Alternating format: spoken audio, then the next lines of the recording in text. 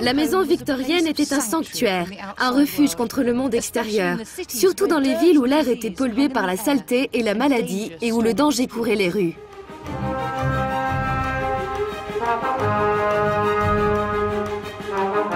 Grâce aux avancées de la science, une multitude de produits et d'équipements promettaient de rendre la vie domestique moins onéreuse, plus facile et plus pratique. Mais ils rendaient aussi la vie beaucoup plus dangereuse.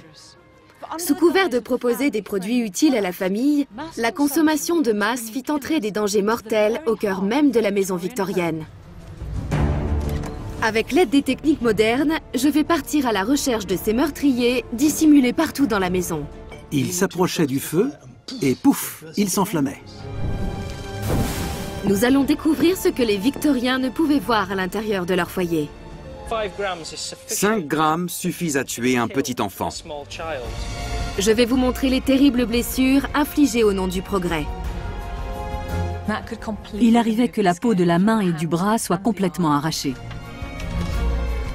Bienvenue dans le monde périlleux d'une véritable maison victorienne.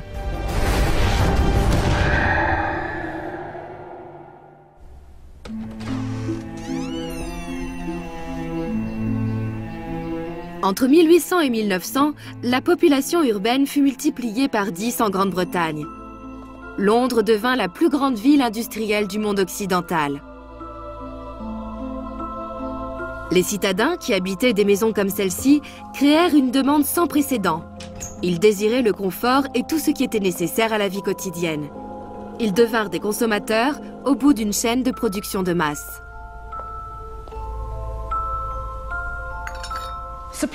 Fournir les aliments de base au foyer d'une ville de plus de 3 millions d'habitants en pleine expansion représentait un défi stratégique.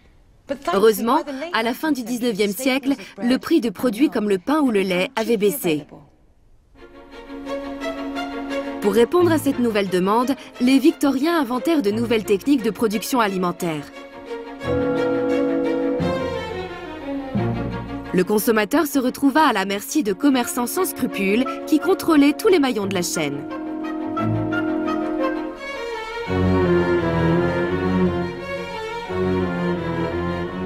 Les Victoriens aimaient par-dessus tout le profit. Et pour en faire, il fallait bien sûr utiliser les ingrédients les moins coûteux pour vendre ensuite le produit le plus cher possible. Et la fraude était très répandue durant la période victorienne. Certains commerçants remplaçaient les ingrédients habituels par d'autres, moins chers, qui augmentaient le poids du produit, ainsi que leurs bénéfices. La fraude alimentaire avait toujours existé, mais avec les nouveaux procédés de fabrication, elle se développa sur une grande échelle.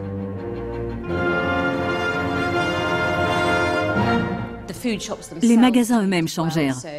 On avait l'habitude d'un système selon lequel, pour le pain par exemple, le meunier était aussi boulanger et détaillant.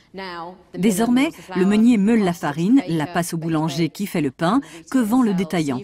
Tous les maillons sont séparés et ce processus dépersonnalise la chaîne alimentaire.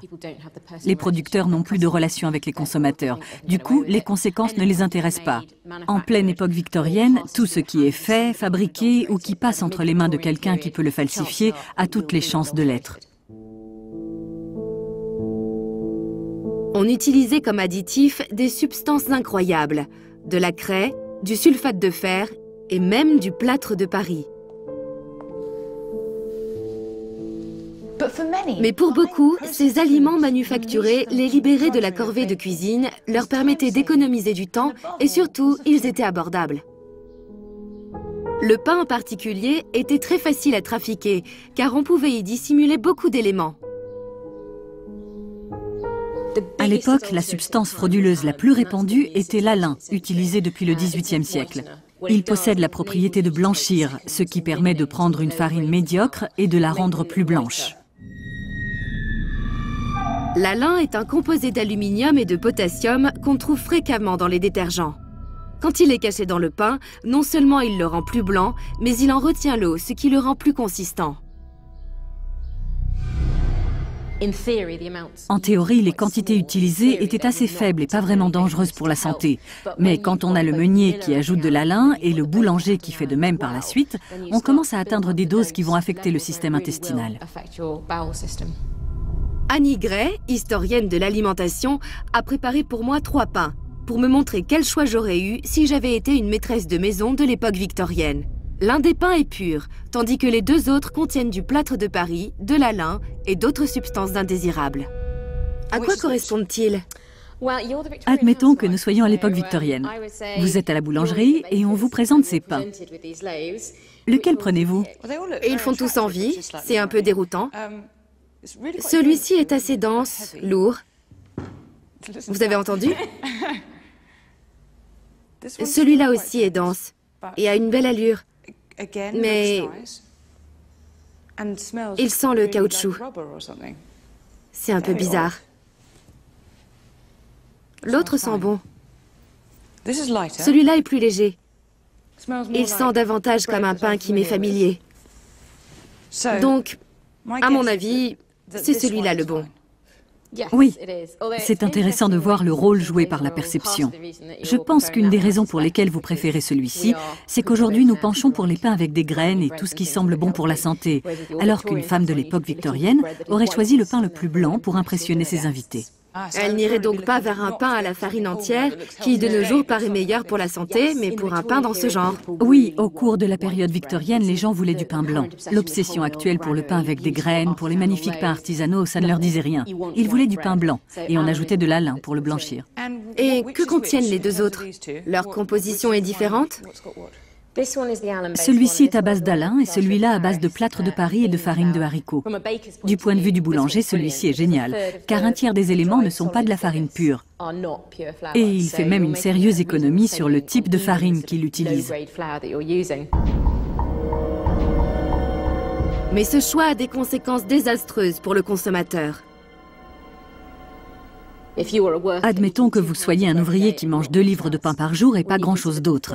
Si l'on considère que le tiers de ce que vous mangez ne vous apporte rien, on comprend que la malnutrition ait pris une telle ampleur. Et si on trafique le pain avec des substances comme le plâtre de Paris et la lin, on comprend mieux pourquoi la gastrite était un vrai problème en Angleterre à la fin de l'époque victorienne. Un enfant de 3 ans qui vivait dans un hospice commençait à souffrir de constipation, puis de selles irrégulières et finalement de diarrhée, ce qui le menait tout droit vers la mort.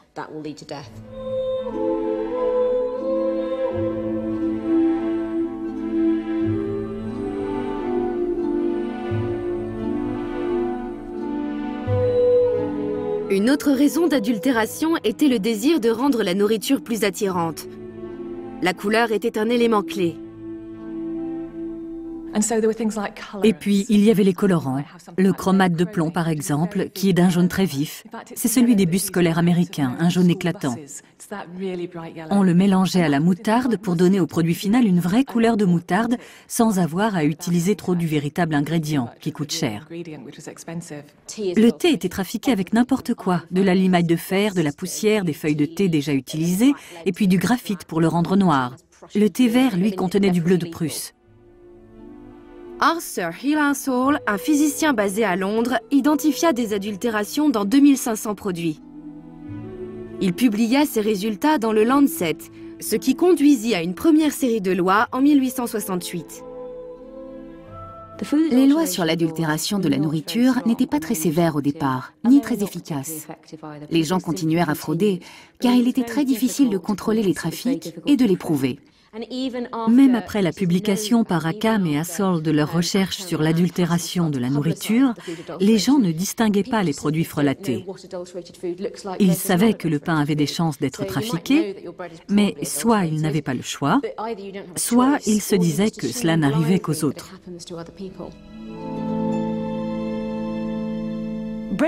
L'adultération du pain pouvait causer la mort par malnutrition. Mais un autre danger plus grave menaçait l'alimentation de tous les enfants. À cette époque, le lait était une source essentielle et bon marché de calcium.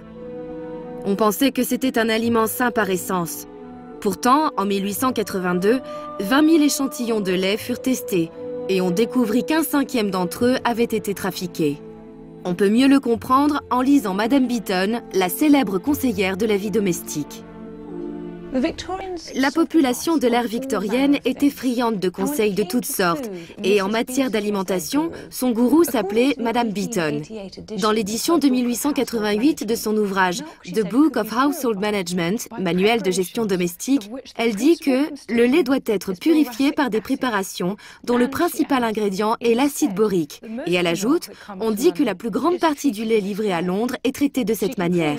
Elle conclut, heureusement, c'est un additif sans danger pour le consommateur. Était-ce vraiment aussi inoffensif que le pensait Madame Beeton? Le microbiologiste Matthew Evison a décidé de tester les conseils de Madame Beeton. L'acide borique était un composant d'un produit appelé le borax, dont l'alcali servait à prolonger la durée d'utilisation du lait.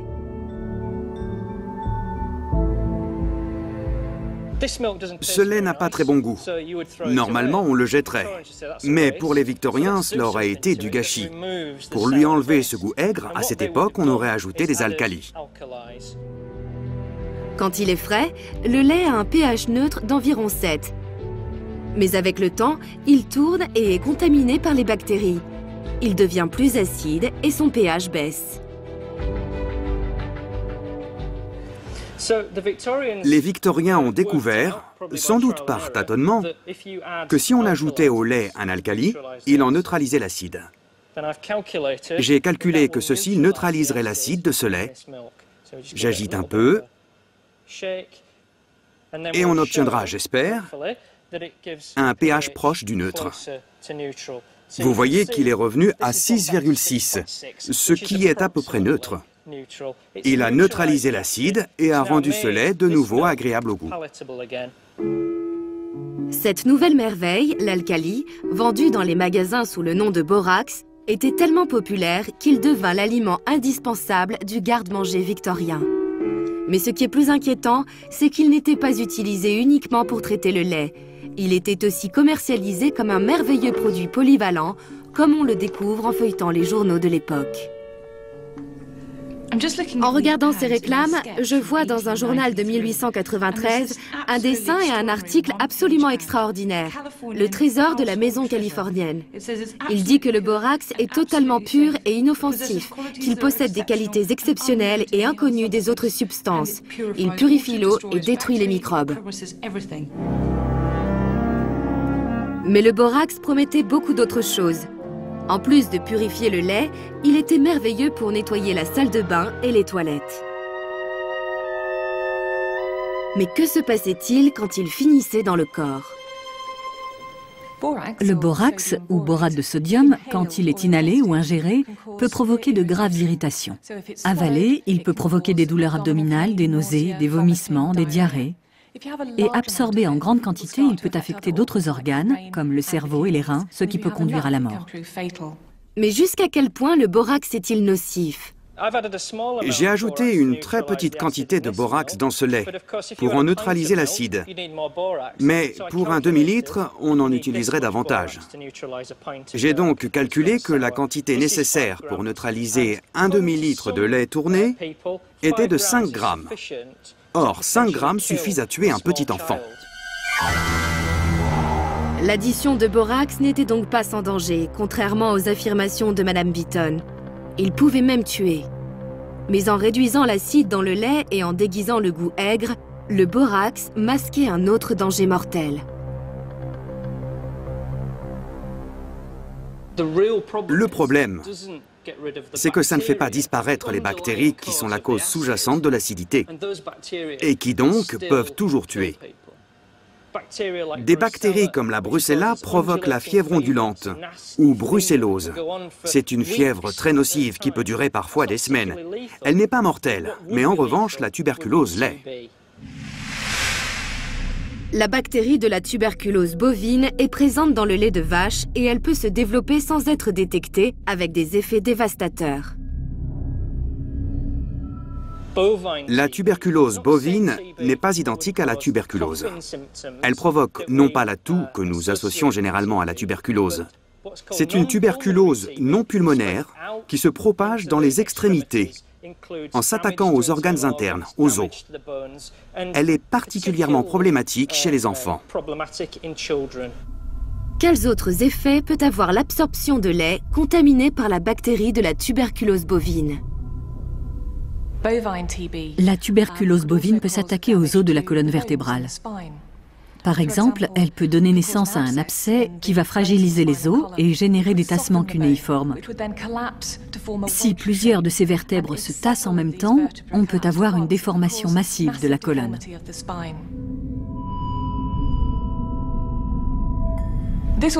Cette femme a eu de la chance, sa tuberculose n'a touché que les os de la colonne et non la moelle épinière.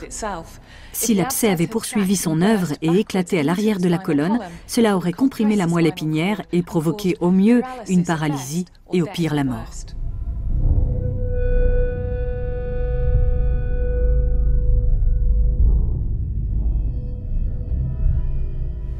Purifier le lait selon les critères de Madame Beaton, cela revient à enlever une barrière de protection biologique et jouer à la roulette.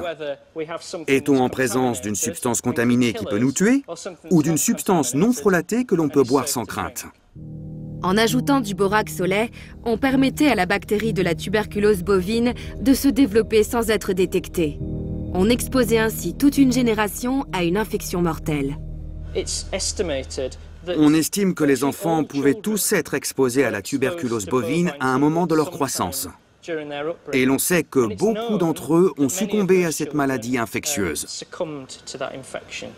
Vous dites que des centaines de milliers de personnes, pour la plupart sans doute des enfants, sont morts à cause de cela? Il existe de nombreuses études. L'une d'entre elles s'est penchée sur une série d'autopsies pratiquées à Londres dans les années 1890 sur 1300 enfants. 30% d'entre eux étaient morts des suites d'une tuberculose non pulmonaire. Cela venait certainement du lait. Et en extrapolant, on considère qu'environ 500 000 enfants sont morts d'une tuberculose contractée à travers le lait au cours de la période victorienne.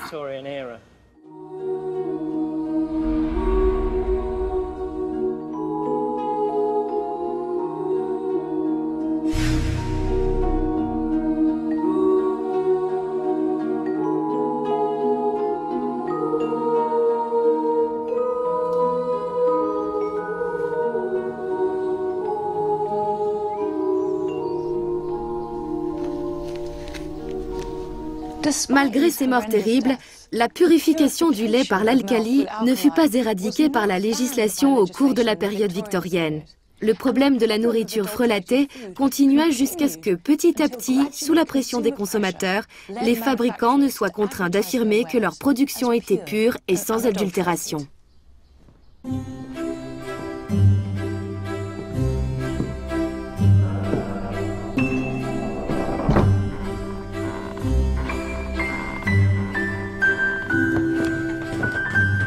Le criminel que nous allons découvrir maintenant n'est pas caché dans une pièce, mais entre deux étages d'une maison victorienne.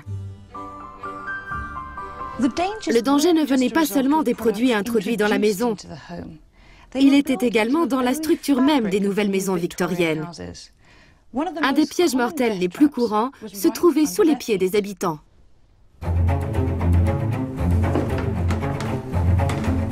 Les escaliers ont toujours été dangereux. De nos jours, malgré les règlements, 300 000 accidents se produisent chaque année au Royaume-Uni. Mais à l'époque victorienne, c'était bien pire. Il y a de nombreux témoignages de gens tombant dans les escaliers, se cassant le cou ou les jambes, et mourant par la suite de septicémie. Pourquoi les escaliers faisaient-ils autant de morts et de blessés ? Il faut considérer l'explosion de la population urbaine. Le nombre d'habitants au kilomètre carré augmenta de 45% entre 1871 et 1901. Les maisons étaient détruites et reconstruites collées les unes aux autres sur des parcelles plus étroites, sans souci des lois ou des normes. Le problème, c'est le changement de style des maisons. Elles deviennent beaucoup plus étroites. Du coup, on a des plafonds très hauts, à 3,50 m environ, avec une façade très étroite. C'est un problème géométrique simple, parce que si on a une hauteur de 3,50 m et une très faible largeur de passage, l'escalier est forcément raide.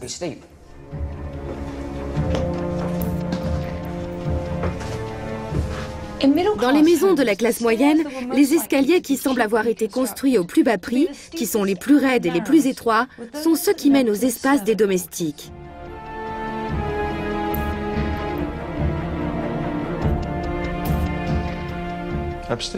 La classe sociale était marquée par la différence entre les escaliers. Il y avait celui qui était décoré, l'escalier principal, qui était destiné à étaler sa fortune. C'était une affirmation de son statut. Cela voulait dire « Regardez comme je suis riche ». On arrivait dans l'entrée et il y avait ces magnifiques escaliers tournants, richement décorés avec leurs rampes, leurs volutes, leurs balustrades, leurs cols de cygne. Certains dépensaient des sommes colossales dans ces escaliers. Celui du bas était destiné aux domestiques. Il était fait dans le bois tendre, le meilleur marché qu'on puisse trouver. On avait de la chance s'il disposait d'une rampe à barreaux d'une hauteur de 23, 25 ou 30 cm.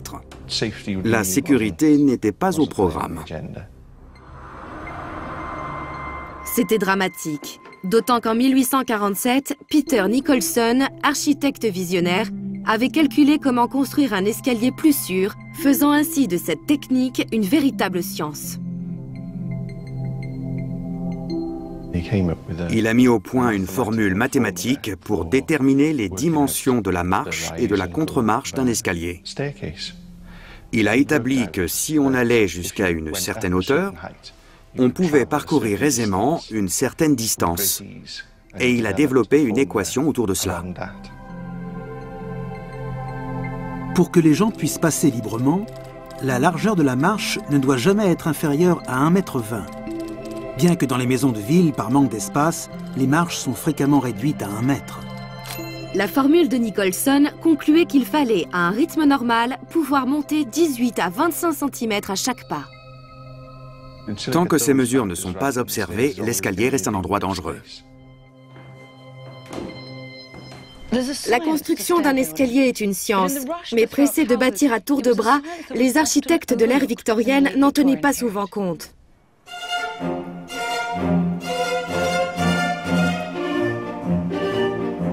Je suis venue à l'université métropolitaine de Manchester pour voir ce que la science moderne peut nous apprendre sur les dangers des escaliers victoriens. Je suis reliée à un système de capture de mouvement qui va enregistrer chacun de mes pas pour découvrir comment mon corps s'adapte à l'escalier. Le professeur Kostas Manganaris Bien, je vais vous accrocher ça dans le dos. Et le professeur Neil Reeves sont des spécialistes de la recherche biomédicale. Ils ont préparé une expérience avec 2 escaliers. Je voudrais que vous alliez au sommet de l'escalier, que vous vous placiez dans ce sens et que vous descendiez à une vitesse confortable. Ce premier escalier a été construit aux dimensions du grand escalier victorien, selon les principes de Nicholson. Chaque marche a une longueur de 28 cm et une hauteur de 33 cm.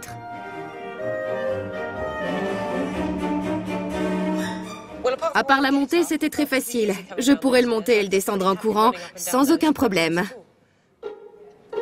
Maintenant, les spécialistes ont construit un escalier semblable à celui des domestiques.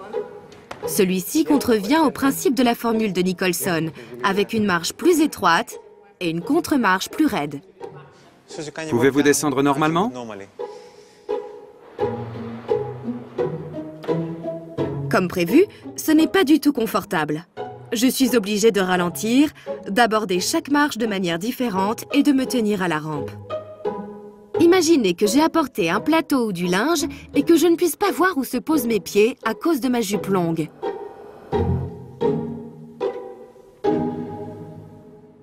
Je vais mesurer votre pied. Il mesure environ 26 cm de long, ce qui est bien plus que l'espace de 17 cm et demi dont vous disposiez. Je devais le tourner de côté. Vous l'avez fait spontanément. Sinon, j'aurais...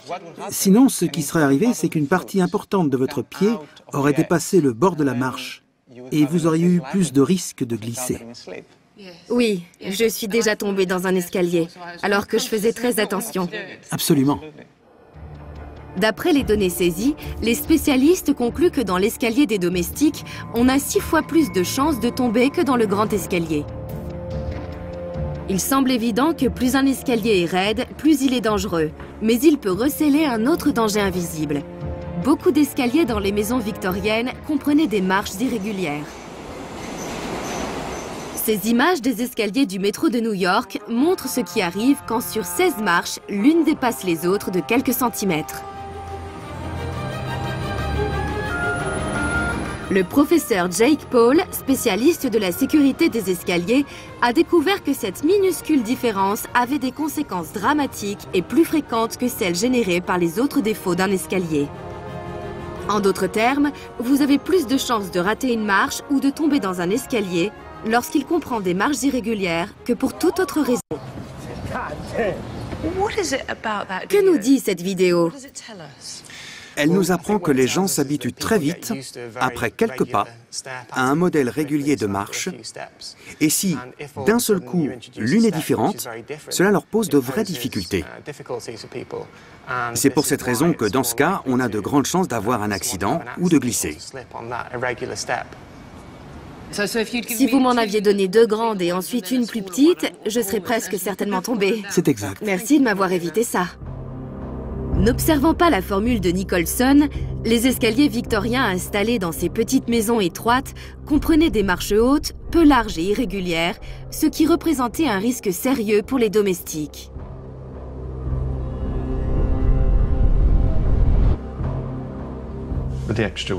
Avec le poids des plateaux et de la nourriture que les domestiques devaient transporter, il est évident qu'ils ne pouvaient monter et descendre ces escaliers sans accident. C'étaient de véritables pièges, des pièges mortels. Les escaliers étaient la source la plus fréquente d'accidents et de décès dans une maison.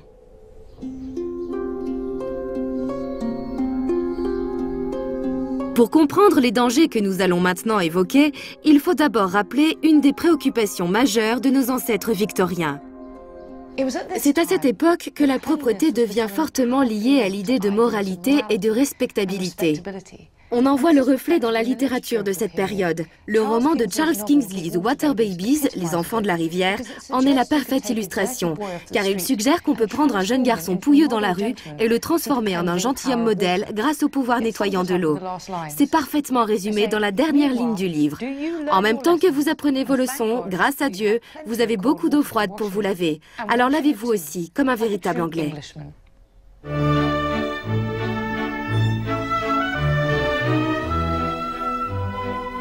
Les Victoriens étaient complètement obsédés par le fait d'être propres. Chez eux, l'idée de propreté était proche de celle de la sainteté. Ils s'élevaient contre le XVIIIe siècle, qui était une époque où régnait la saleté, une époque où les classes supérieures se servaient du parfum pour la cacher. Les Victoriens pensaient qu'un cœur pur et un corps propre témoignaient d'une âme propre. C'est ce désir de propreté qui allait les conduire à adopter toute une série d'innovations et de produits potentiellement mortels.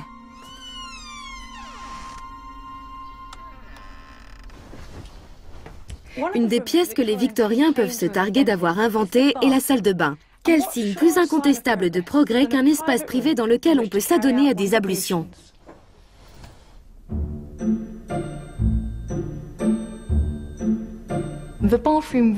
La salle de bain apparaît parce que, pour la première fois, l'eau courante arrive jusque dans les maisons.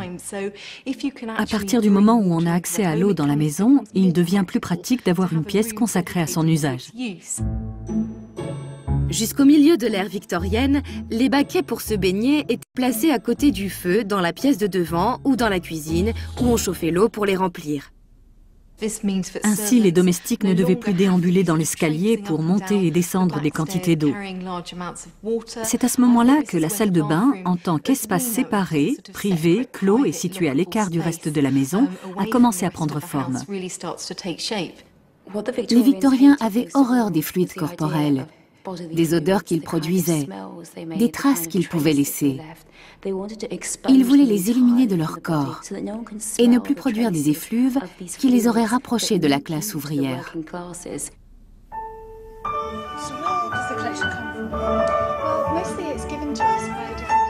Mais ce qui se passait dans cet espace clos était incroyablement dangereux. Me voici à Bristol, au Blaise Castle, pour rencontrer la conservatrice Catherine Littlejones. Je veux découvrir quelques inventions dont disposaient les Victoriens qui adhéraient à ces nouvelles exigences de propreté.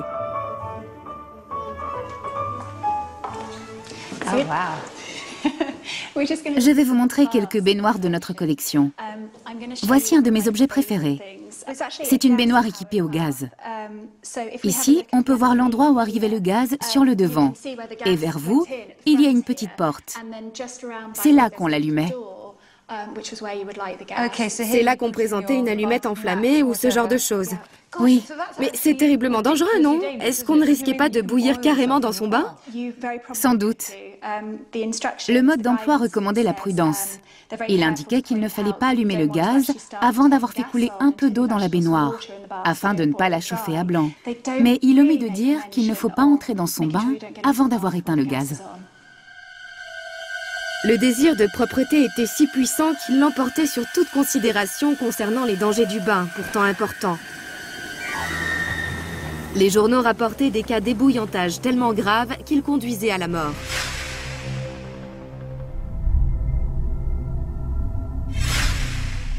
Il faut attendre l'invention du thermostat, d'un gaz plus sûr et d'installations plus fiables pour qu'on prenne conscience des risques. Cette nouvelle pièce, avec ses innovations de pointe, amenait de nouveaux dangers dans la maison. On essayait de comprendre les dangers de l'électricité, de l'eau et du gaz, et de tous ces nouveaux équipements qui arrivaient dans des espaces petits et confinés, sans envisager ceux générés par leur interaction. Qu'y avait-il de mieux et de plus désirable que des toilettes avec une chasse d'eau? Mais leur arrivée n'allait pas sans problème. Le premier concernait la plomberie. Les premières installations de plomberie dans les maisons victoriennes, les premiers systèmes d'égouts, ne permettaient pas une évacuation efficace des déchets. Les gaz qui se dégagent des déchets humains, comme le méthane et l'hydrogène sulfuré, ne parvenaient pas à s'échapper et s'accumuler dans les égouts. Ces deux gaz sont non seulement inflammables, mais ils sont également explosifs.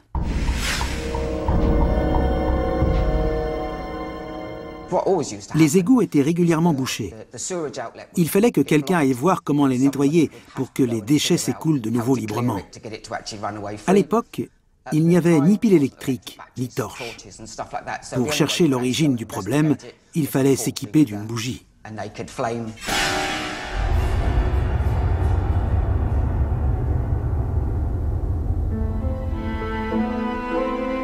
Le méthane pouvait s'accumuler dans les égouts, mais aussi refluer dans les maisons. Il arrivait fréquemment que les tuyaux d'évacuation des toilettes s'enflamment spontanément. Et c'est de là que vinrent les améliorations apportées au système d'évacuation. Il fallait absolument stopper le reflux du méthane vers l'intérieur des maisons.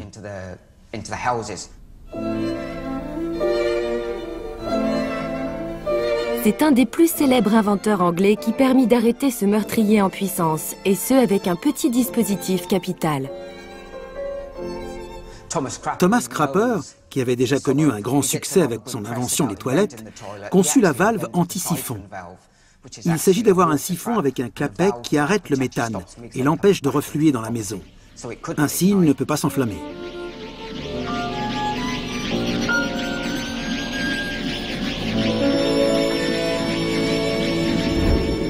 Cela ne résolvait pas le problème dans les égouts, mais ainsi les habitants des maisons n'étaient plus menacés.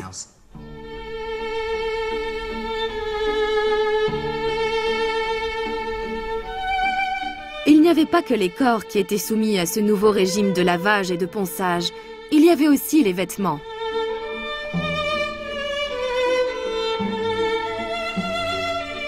Les Victoriens aisés, hommes ou femmes, pouvaient en changer jusqu'à 5 fois par jour. À la fin de la période victorienne, le lavage était devenu une opération d'envergure, car s'habiller n'était pas une mince affaire. Les femmes et même les enfants portaient un nombre incroyable de vêtements superposés. Les dames avaient aussi différents sous-vêtements qu'elles changeaient fréquemment. La maîtresse de maison devait se battre constamment contre son ennemi principal, la saleté. La maison victorienne ne pouvait échapper à la pollution de l'époque. À Londres, par exemple, elle était produite entre autres par le crottin de 100 000 chevaux, le smog envahissant et les lampes à gaz qui fumaient dans les maisons. La lessive représentait une tâche gigantesque. On lavait les vêtements le lundi, on les séchait le mardi et on les repassait le mercredi. Une grande partie de la semaine était occupée par la lessive. Faire la lessive était une entreprise onéreuse qui occupait une place importante dans le budget de la maisonnée. Ceux qui pouvaient se le permettre engageaient une laveuse à la journée. C'était une opération quasi militaire. Une femme de la classe moyenne arrivait au mariage avec de grands coffres remplis de vêtements et de linge blanc. Et la grande affaire de sa vie, c'était que tout cela garde un blanc éclatant. Elle utilisait pour cela des savons, des désinfectants et surtout une essoreuse.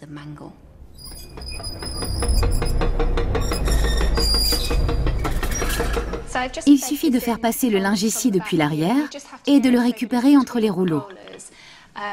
Le séchage de lourds tissus imbibés d'eau bouillante devint plus facile avec l'arrivée de l'essoreuse.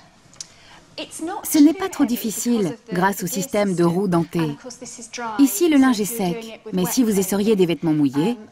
Cet appareil présentait aussi des dangers. Pourquoi est-ce aussi dangereux? Ça a l'air assez solide. Je crois que, comme beaucoup d'appareils victoriens, c'est en effet très solide.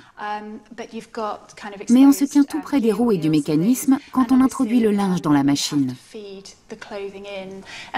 Il faut se rappeler que la maîtresse de maison travaillait avec de jeunes enfants autour d'elle, dont ses filles qui regardaient pour apprendre.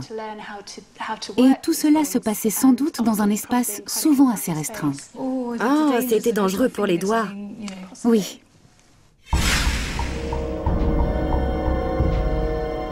Les blessures provoquées par les essoreuses les jours de lessive étaient horribles et parfois fatales.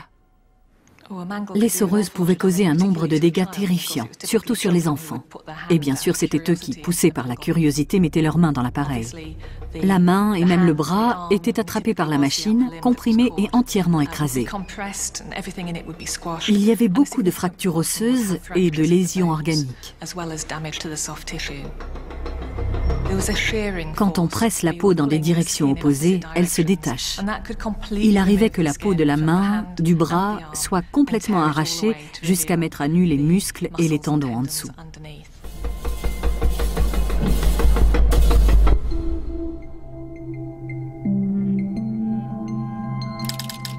Monsieur Barham, chirurgien, trouva l'enfant pâle, sans pouls, en partie paralysé. Les os pariétaux de chaque côté de la tête étaient broyés.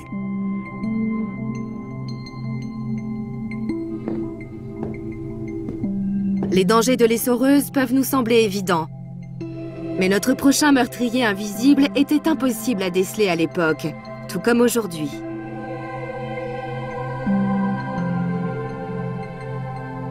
On ne pouvait plus se contenter d'objets qui avaient seulement l'air propre.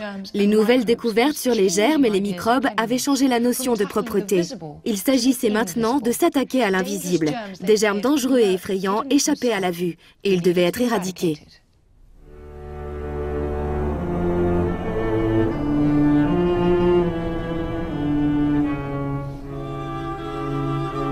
Jusqu'à la fin de la période victorienne, beaucoup pensaient que les maladies étaient causées et propagées par l'air vicié. Mais avec les avancées de la technologie et l'émergence de microscopes très puissants, les bactéries ont commencé à être identifiées comme les causes de maladies. Cependant, ces nouvelles découvertes ne parvenaient pas au grand public. Il existait des théories très différentes sur l'origine des maladies. C'était assez confus. On a commencé à connaître la théorie de l'existence des germes, mais sans la comprendre. Ce que comprenaient les Victoriens, c'est qu'il y avait des microbes autour d'eux, invisibles à l'œil nu, mais omniprésents. Et ils commencèrent à avoir terriblement peur de tout. Certaines mères refusaient d'embrasser leurs enfants car elles pensaient que ces effusions facilitaient la propagation des germes. On retrouve cela un peu partout dans les journaux, le fait que les gens avaient peur les uns des autres à cause des germes. Cette ambiance de peur se développant, on s'inquiétait pour la moindre chose.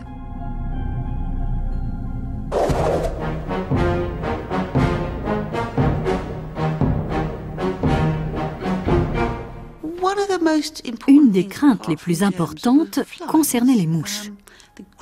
C'est la grande peur des mouches des années 1890.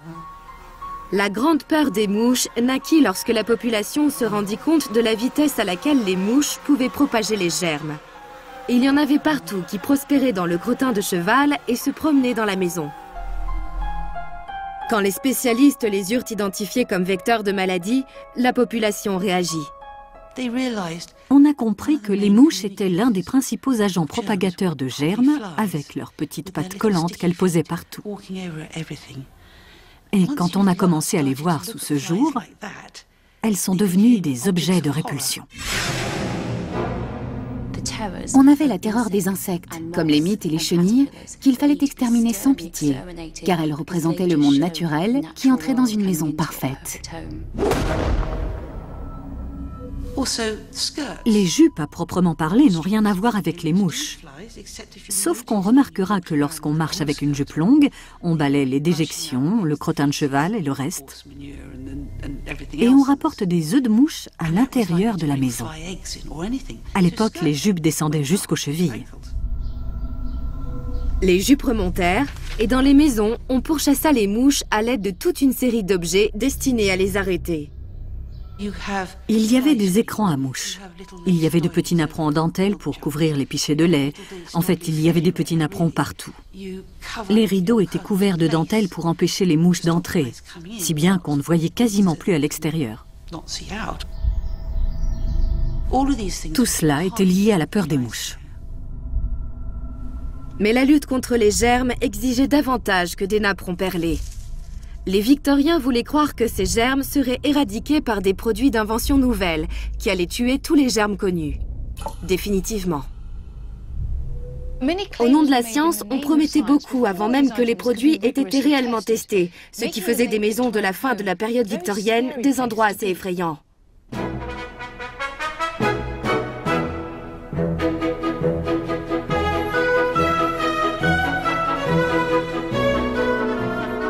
Les Victoriens étaient fascinés par la science et les inventions.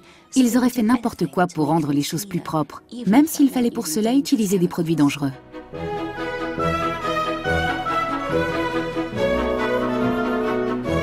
En même temps que le pouvoir nettoyant de ces nouveaux produits se développait, les dangers se multipliaient dans la maison.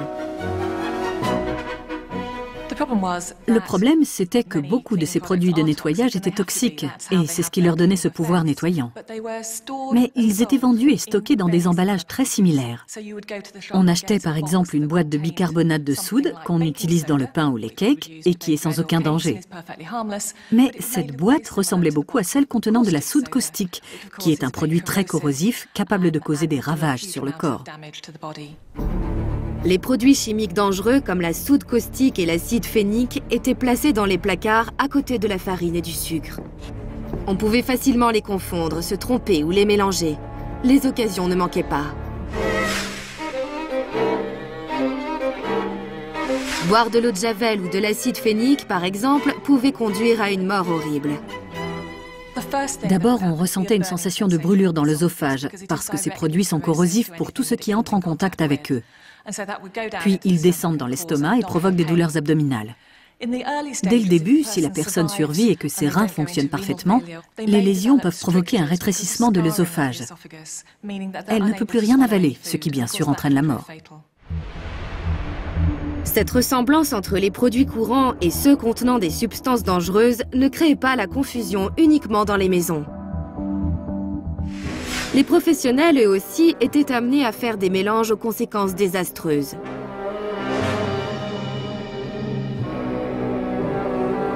À Bradford, un chimiste introduisit accidentellement de l'arsenic dans sa préparation de pastilles pour la toux, tuant ainsi 12 personnes et en rendant gravement malades 78 autres. C'est ce problème qui a obligé le législateur à imposer que les emballages soient bien distincts, que les bouteilles et les boîtes aient des formes, des tailles et des couleurs différentes, pour qu'on ne puisse pas, lorsqu'on veut de la farine, prendre la boîte d'arsenic.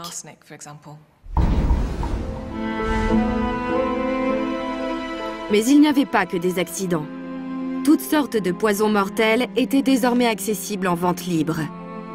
La tentation était grande puisqu'ils étaient indétectables. L'ère victorienne est l'ère des empoisonneurs. Pour beaucoup de gens, l'apparition de l'arsenic fut une formidable opportunité. Auparavant, pour tuer quelqu'un, on devait utiliser la force brutale. Il fallait le poignarder ou l'étrangler.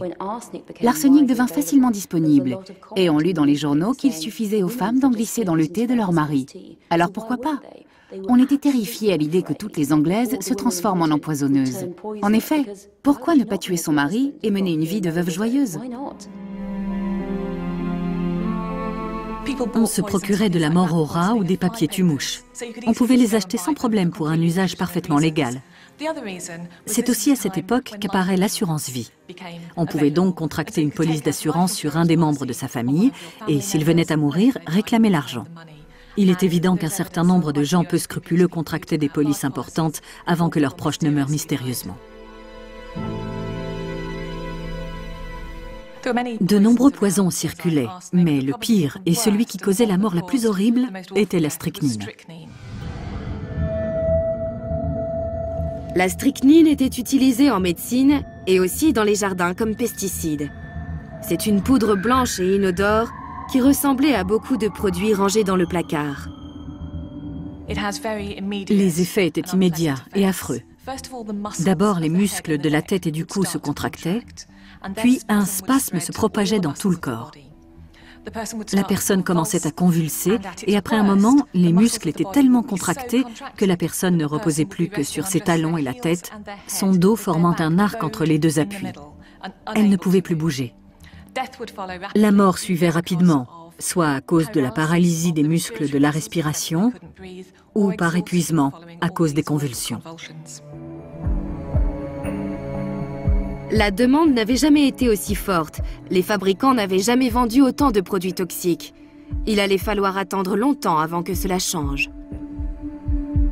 Ce n'est qu'après la fin de l'ère victorienne, en 1902, que le Pharmacy Act exigea que l'on puisse distinguer au toucher les bouteilles de désinfectants des bouteilles qui contenaient des liquides ordinaires.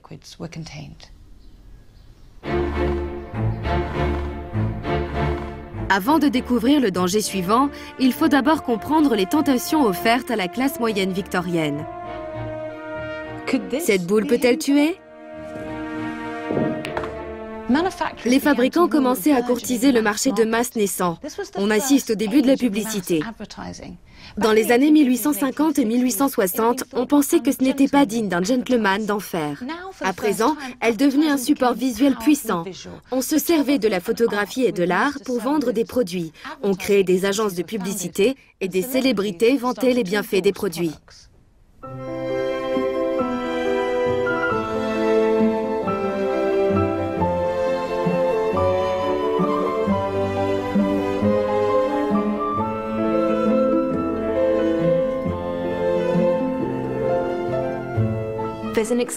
La culture imprimée se développe. Il y a davantage de journaux, de magazines, mais aussi de nouvelles technologies et de nouveaux modes de production des images. Et tout cela se mêle. Par exemple, des photos apparaissent dans les magazines à partir des années 1890, ce qui veut dire que la publicité adopte une nouvelle forme visuelle. Elle devient plus persuasive et plus puissante. Le pouvoir de la publicité accroît la pression sur les Victoriens et va engendrer de nouveaux dangers. Ces publicités ciblent tout particulièrement les femmes de la classe supérieure et de la classe moyenne. Elles leur disent « Si vous n'achetez pas nos produits, si vous ne les utilisez pas, vous ne serez pas à la hauteur en tant que maîtresse de maison et en tant que femme. » Elles jouaient sur leur manque de confiance et les amenaient à acheter toutes sortes de substances dangereuses sous prétexte d'améliorer la vie de leur foyer. Et une maison victorienne n'aurait pas été parfaite sans un nouveau matériau dangereux entré dans la demeure parmi d'autres objets sans qu'on s'en rende vraiment compte. L'homme à l'origine de cette invention était tellement célèbre qu'il recevait des lettres mentionnant simplement son nom et la ville où il habitait. Monsieur Parkes, inventeur de la Parkesine, Birmingham. Et elle est arrivée.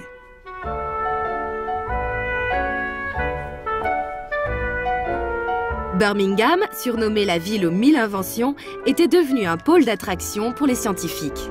C'est ici que Parkes développa son idée révolutionnaire. Il a pris de l'ouate ordinaire qu'il a combiné avec des acides et différents éléments. Et il a découvert comment transformer cela en un matériau que l'on pouvait mouler et qu'on appelle aujourd'hui le plastique. C'est ainsi qu'il est reconnu comme le père des matières plastiques. On a un peu oublié ce grand inventeur, non? Oui, c'était un grand inventeur. Il a déposé à son nom environ 90 brevets. Ce n'était pas un homme d'affaires, et sa société fit faillite 2 ans plus tard. Mais son idée était tellement bonne qu'elle fut reprise aux États-Unis par un certain Hayat. Celui-ci lui donna le nom de celluloïde, et à partir de là, on a oublié Parkes. Et le celluloïde est considéré comme la première matière plastique. Les Américains en font un succès commercial. C'est le début d'une petite révolution. En 1885, le premier véritable produit en plastique descend dans la rue. Il s'agit d'un col et de manchettes en celluloïde. Et la raison en est sociologique. Les clercs, assis à leur bureau, écrivaient toute la journée dans de grands registres. Ils n'étaient pas autorisés à avoir du papier brouillon pour faire leurs calculs. Alors ils utilisaient leurs manchettes. Ils n'avaient pas les moyens d'avoir un col et des manchettes propres chaque jour, comme leur chef. À la fin de la semaine, celles-ci devaient être dans un triste état, maculées de chiffres dans tous les sens. C'est alors qu'est arrivé le celluloïde. Ils pouvaient écrire tous les chiffres qu'ils voulaient sur leurs manchettes au cours de la journée, rentrer chez eux, les passer sous le robinet, les sécher et les remettre le lendemain aussi nettes que celles du chef. Ce fut un succès mondial phénoménal en 1885. Tandis que ces produits en celluloïde se frayaient un chemin parmi les objets de la maison, on fit une terrible découverte. C'est un matériau merveilleux, mais il n'est pas parfait, parce qu'il est inflammable. Il brûle. Chimiquement, il est très similaire au nitrate de cellulose, qui, nous le savons, est explosif. Il s'enflamme très brutalement. Négligeant le caractère inflammable du celluloïde, les fabricants astucieux virent en lui un matériau très pratique et imaginèrent de nombreux produits qu'ils faisaient passer pour indispensables. Avec l'invention du plastique, les broches, les peignes à cheveux et les miroirs pouvaient être aussi décorés et séduisants que ceux en ivoire, beaucoup plus onéreux et qui furent très vite abandonnés. La classe moyenne voulait paraître riche et moderne, et ces objets le lui permettaient. Ce sac du soir, par exemple, ressemble à un objet en ivoire sculpté à la main. Pourtant, il est en celluloïde pressé. Le peigne n'était plus en ivoire, mais en celluloïde. La baignoire n'était pas en véritable bois, mais peinte comme du bois. C'est pour cela que les Victoriens aimaient tellement les innovations, la science. Ils aimaient l'idée de jouer des tours et aussi de faire une bonne affaire. Était-ce vraiment une si bonne affaire? Je veux découvrir à quel point le celluloïde est inflammable. Voici une balle de ping-pong venue de Chine. C'est un des rares produits en celluloïde qu'on peut encore acheter de nos jours. Je suis assistée par Martin Sheep du Building Research Establishment. La flamme, s'il vous plaît.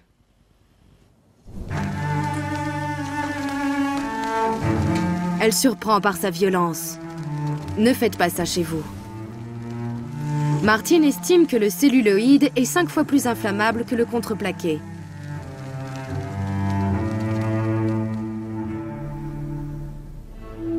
À cause de sa composition chimique, le celluloïde s'enflamme très facilement. Il est également peu fiable. Avec le temps, il se dégrade. La lumière et les produits chimiques l'amènent à se briser. Et il relâche alors du camphre, des alcools et d'autres éléments inflammables. Une fois dans l'atmosphère, ces gaz s'enflamment au contact d'une étincelle ou d'une flamme sans que personne n'intervienne. C'est ce qui rend le celluloïde dangereux. Et il y avait encore d'autres problèmes. Les objets en celluloïde pouvaient s'enflammer spontanément, comme l'illustrent ces dessins de l'époque. Les boules de billard, traditionnellement en ivoire, furent fabriquées en celluloïd bon marché jusqu'à ce qu'on découvre qu'elles explosaient sous le choc. Voici une des toutes premières boules de billard en nitrate de cellulose. Son inventeur avait reçu une lettre d'un tenancier de saloon du Colorado. Il disait qu'il se fichait de ce que les boules, en se cognant, provoquent une mini-explosion, mais qu'à ce moment-là, tous les hommes qui se trouvaient dans la pièce se retournaient et dégainaient leurs armes. Le pire était à venir. Le celluloïd, très polyvalent, remplaça bientôt l'ivoire et l'os dans l'habillement. Les corsets, les lacets, les broches, les bracelets, toutes sortes d'accessoires étaient fabriqués en celluloïd, sans qu'on se soucie des dangers de cette accumulation. Voici un peigne utilisé dans les années 1890. La mode était d'avoir un peigne à l'arrière de la tête, et même plusieurs. Mais il s'agit d'un matériau hautement inflammable, si bien que lorsqu'on passait trop près d'une lampe à gaz, ou qu'on s'allongeait trop près du feu, pouf, il s'enflammait. On racontait des histoires terribles, comme celle de cette femme qui remarqua qu'un cigare avait roulé sous sa robe dont la structure était en celluloïd. Mais il était trop tard. Elle courut immédiatement dehors pour s'éloigner de la fumée. Malheureusement, avec ce changement d'environnement, en passant de l'espace étroit et confiné de la maison à l'espace extérieur empli d'oxygène et venteux, sa jupe commença à prendre feu et elle fut immédiatement enveloppée par les flammes. En cherchant à être à la mode à moindre frais, la femme victorienne prenait le risque de se transformer en torche ambulante. En 1922, une loi vint renforcer la sécurité dans les locaux où était entreposé le celluloïd à l'état brut. Mais il n'y avait aucune législation pour en arrêter l'utilisation dans la mode et les vêtements. Ce n'est qu'au XXe siècle, avec l'invention de matières plastiques de meilleure qualité et moins inflammables, que l'usage du celluloïd déclina. Mais alors que son utilisation avait été une source de danger, un produit plus sûr que nous avons toujours fut inventé par un spécialiste britannique. Si on observe aujourd'hui autour de nous, on voit que tout ce qu'on regarde, tout ce qu'on touche, tout ce qu'on fabrique, inclut des matières plastiques. Aujourd'hui, elles contrôlent nos vies. On peut estimer que c'est une bonne ou une mauvaise chose, mais on ne peut l'éviter. C'est lui qui a lancé le processus. Il a posé les fondations d'une industrie de masse qui contrôle et affecte nos vies. Entre la nourriture, les vêtements, les gadgets et les produits vantés par les campagnes de publicité, les maisons victoriennes débordaient d'assassins en puissance. Rien ne changea jusqu'à ce que les progrès scientifiques, des consommateurs concernés et de courageux pionniers élèvent la voix et réclament des améliorations. L'idéal victorien d'une maison parfaitement sûre n'a jamais été vraiment atteint. Beaucoup d'accidents domestiques de cette période peuvent être expliqués par le désir de la classe moyenne que la vie soit plus facile, moins chère, plus pratique et conforme à un idéal de moralité et de respectabilité. Mais il ne faut pas oublier qu'ils étaient des pionniers et le progrès a toujours un prix. Le siècle touche à sa fin et l'Angleterre dirige le monde. On est à l'orée d'un âge d'or où les avancées scientifiques annoncent de grands changements. Mais la maison édouardienne, va-t-elle être plus sûre? La prochaine fois, nous découvrirons comment un nouveau siècle, une nouvelle monarchie et de nouvelles inventions extraordinaires ont pesé sur la maison édouardienne. Elle va couvrir son visage de poison. Absolument meurtrier.